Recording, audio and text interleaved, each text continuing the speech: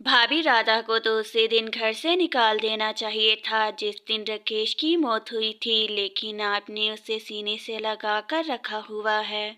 उर्मिला, जरा राधा के दुख का भी तो अंदाजा लगाओ। शादी वाले दिन ही उसका पति इस दुनिया को छोड़कर चला गया, उसका भी तो दिल टूटा होगा।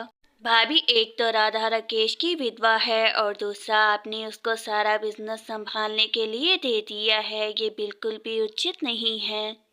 देखो उर्मिला, राधा ही सारा घर चला रही है और अब मुझ में भी इतनी ताकत नहीं है कि मैं सारा बिजनेस जाकर अकेली ही संभाल सकूं। पिताजी, ये क्या, अभी तक आपने अपनी दवा नहीं ली? आपको तो अच्छे से मालूम है कि आपको दवा बिल्कुल वक्त पर लेने की ज़रूरत है।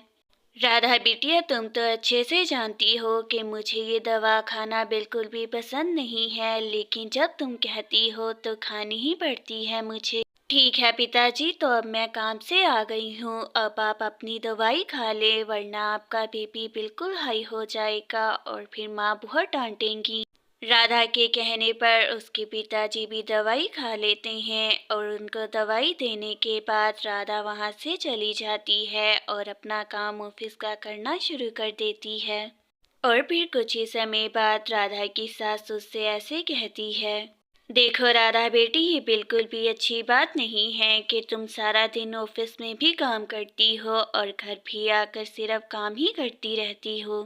माँ, आप तो जानती हैं कि ऑफिस का बहुत सारा काम होता है और जो काम रह जाता है मैं सोचती हूँ कि जाकर उसे घर ही पूर्ण कर लूँगी। राधा बेटा, मैं अच्छे से जानती हूँ कि ऑफिस का बहुत सारा काम होता है, लेकिन मैं ये बिल्कुल भी नहीं चाहती कि उसकी वजह से तुम्हारी सेहत खराब हो। ठीक है माँ, मैं अब कभी भी घर पर ऑफिस का काम नहीं करूँगी और आप बिल्कुल भी चिंतित मत हो, मैं अभी जाकर आराम करती हूँ कमरे में। राधा तो अपनी माँ को बिल्कुल भी चिंता में देखना नहीं चाहती थी। बलवीर जी, राधा बहुत ज़्यादा ही दुखी रहती है और हर वक्त बस ऑफिस का ही काम करती रहती है, मुझसे उसकी ये हालत देखी नहीं जा रही। सविता जी, मैं तो कहता हूँ कि अपनी बिटिया के लिए हमें कोई और रिश्ता ढूंढ लेना चाहिए, आखिरकार कब तक वो अकेली ही जीती रहेगी। बलवीर जी, आप बिल्कुल ठीक कह रहे हैं, जब हम कल राधा के साथ नहीं रहेंगे तो आखिर मुश्किल वक्त में हमारी बिटिया का साथ कौन देने आएगा। ठीक है सविता जी, आप हमारी बिटिया के लिए एक अच्छा सा वर ढूंढ ले और रिश्ते वाले को बोलिएगा कि जितने भी पैसे लगे लग जाएं। अगले ही दिन सविता तो रिश्ते वाली को बुला लेती है अपने घर। बहन जी, आप तो अच्छे से जानती ही हैं कि हमारी राधा हर काम में ही कितनी ज़्यादा निपुण है और मैं चाहती हूँ आप उसके लिए एक वर ढूंढें। बहन जी, आप बिल्कुल भी चिंता मत करें, मैं राधा के लिए ऐसा वर तलाश करूँगी कि उसे एक साथ देकर हर कोई उन पर रक्ष करेगा। बहन जी, मैं चाहती हूँ कि रिश्ते वालों को आप पहले ही राधा के अतीत के बारे में सब कुछ बता दें ताकि उसके बाद कोई भी इशू ना हो सके। बहन जी, मेरे पास तो ऐसा एक रिश्ता है जो राधा के अतीत के साथ ही उसे अपना लेंगे और मैं कल शाम को ही उनको लेकर आ जाऊंगी। बहन जी, आप अपनी कमीशन की बिल्कुल भी चिंता मत करिएगा, आप जितनी कमीशन बोलेंगी एक बार रिश्ता हो जाए तो हम उतनी ही दे देंगे। और वहीं दूसरी तरफ राधा को तो ऑफिस में काम करते देरी हो जाती है और वो घर नहीं जाती। अरे भाभी, जरा अपनी प्यारी बिटिया के काम तो देखें, बाहर देखें कितना ज्यादा अंधेरा हो गया है और उसे घर आने का वापस पता ही नहीं है। उर्मिला, मुझे अपनी बेटी पर पूर्ण विश्वास है, जरूर उसे ऑफिस में काम करते देरी हो गई होगी और वो बस घर आने ही वाली होगी, तुम देखना। राधा तो जैसे ही ऑफिस से घर आती है उर्मिला उससे ऐसे कहती है, राधा, तुम्हें तो समझना चाहिए कि तुम इस घर के बेटे की विधवा हो और इस तरह तुम देर देर रात तक बाहर रहोगी तो लोग क्या कहेंगे हमें। नहीं, आप गलत समझ रही हैं, मुझे तो ऑफिस में काम करते ही इतनी देरी हो गई कि कब वक्त गुजर गया मुझे तो बिल्कुल भी मालूम नहीं हुआ। राधा, तुम्हें तो कभी भी कुछ मालूम होता ही नहीं है, तुम तो सारा दिन घर से बाहर रहती हो लेकिन लोगों की बातें पीछे हमें सुननी पड़ती हैं। अभी उर्मिला इतना ही कहती है कि सविता आ जाती है वहाँ पर। उर्मिला, अभी मेरी प्यारी बेटी घर में भी नहीं आई कि आते साथ ही तुमने उसको डांटना शुरू कर दिया और लोगों की बातों से मुझे फर्क नहीं पड़ता। भाभी, आपको ही लोगों की बातों से बिल्कुल भी फर्क नहीं पड़ता होगा, लेकिन मेरी भी एक जवान बेटी है और मुझे उसका भी विवाह करना है। उर्मिला, मैंने भी तुम्हें कितनी बार समझाया है कि जैसे राधिका इस घर की बेटी है वैसे ही राधा है और तुम्हें इसे समझना ही होगा।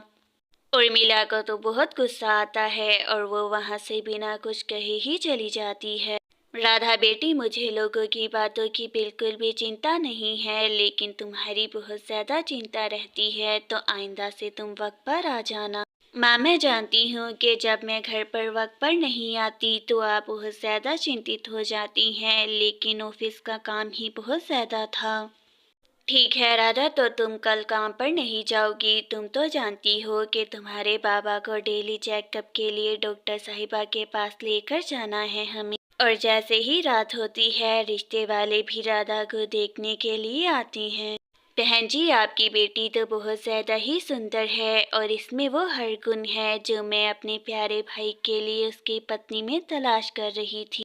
बहन जी, ज़रूर आपको कोई गलतफहमी हुई है। राधा हमारी बेटी नहीं है, बल्कि हमारे बेटे रमेश की विधवा है और यहीं पर रहती है। बहन जी, मैं सब कुछ पहले से ही जानती हूँ क्योंकि रिश्ता होने से पहले ही सविता जी ने मुझे राधा के अतीत के बारे में सब कुछ बता दिया था। बहन जी, आपके भाई को तो मैंने पहले ही देख लिया है। अब मैं जानना चाहती हूँ कि आपको मेरी प्यारी बेटी राधा आपके भाई के लिए कैसी लगी। बहन जी, मुझे आपकी बेटी अपने भाई के लिए बहुत ज़्यादा पसंद आई है और मैं तो चाहती हूँ कि जल्द ही इन दोनों का विवाह भी कर दिया जाए।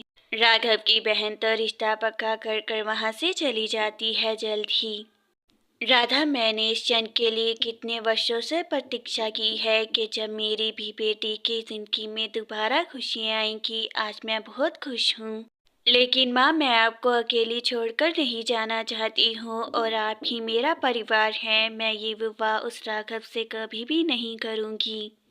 राधा, अगर तुमने अब भी ये विवाह न किया तो तुम अच्छे से जानती हो कि मैं तो जीते जी ही मर जाऊंगी। और क्या तुम ऐसा करना चाहती हो? सविता की ये बात सुनकर राधा भी विवाह के लिए हाँ कर देती है। पलवीर जी, मैंने तो सोच लिया है कि मैं अपनी राधा बिटिया का विवाह खूब धूमधाम से करूंगी ताकि जो भी देखे बस देखता ही रह जाए। सविता जी, मैं भी अपनी प्यारी बेटी का विवाह बहुत धूमधाम से करना चाहता हूँ और आप बिल्कुल भी चिंता मत करें, मैं कोई भी कमी नहीं छोड़ूंगा। पलवीर जी, जो हमारी प्यारी बेटी राधा की जिंदगी में एक अकेलापन था, मुझे पूर्ण विश्वास है कि राघव के आते साथ ही वो पूर्ण होगा। सविता जी, क्यों नहीं, हमारी बेटी है ही इतनी अच्छी। जब वो अपने ससुराल में जाएगी तो उसे ढेर सारी खुशियाँ वहाँ पर ज़रूर मिलेंगी। राधा के विवाह से उर्मिला तो बिल्कुल भी प्रसन्न दिखाई नहीं दे रही थी। माँ, हम सब राधा के विवाह को लेकर कितने ज़्यादा प्रसन्न लग रहे हैं, लेकिन लगता है कि आपको तो बिल्कुल भी खुशी नहीं हो रही इस विवाह से। तुम तो हर वक्त बस उस राधा की ही चमची बनी रहना, कभी अपनी माँ के बारे में मत सोचना कि उसे उसकी शादी से कितना ज़्यादा दुख हो रहा है। माँ, आखिर राधा ने हमारे लिए क्या कुछ नहीं किया। जब पिताजी चले गए तो उसने मेरे सारी पढ़ाई का खर्चा उठाया और आपकी भी सारी जिम्मेदारी। उर्मिला को भी अपनी गलती का आभास होता है और वो माफ़ी मांगने राधा के पास जाती है। राधा बेटी, मुझे माफ़ कर दो। तुमने न जाने मेरे और मेरी बेटी के लिए क्या नहीं किया और मैंने तुम्हें हर वक्त बस बुरा भला ही कहा है। आप मुझसे बड़ी हैं और मुझसे ऐसे क्षमा मत मांगे। ये तो सब कुछ मेरा कर्तव्य था और उसे निभाना तो मेरी बिल्कुल जिम्मेदारी बनती थी। ऐसे ही कुछ समय बीतता है और आखिर वो दिन भी आ जाता है जब राधा का विवाह राघव से होता है। राधा बेटी, तुम ये कभी भी नहीं जान सकती कि तुम्हें इस जोड़े में देखकर तुम्हारी माँ को कितनी ज़्यादा खुशी हो रही है। कहीं मैं मर ही ना जाऊं।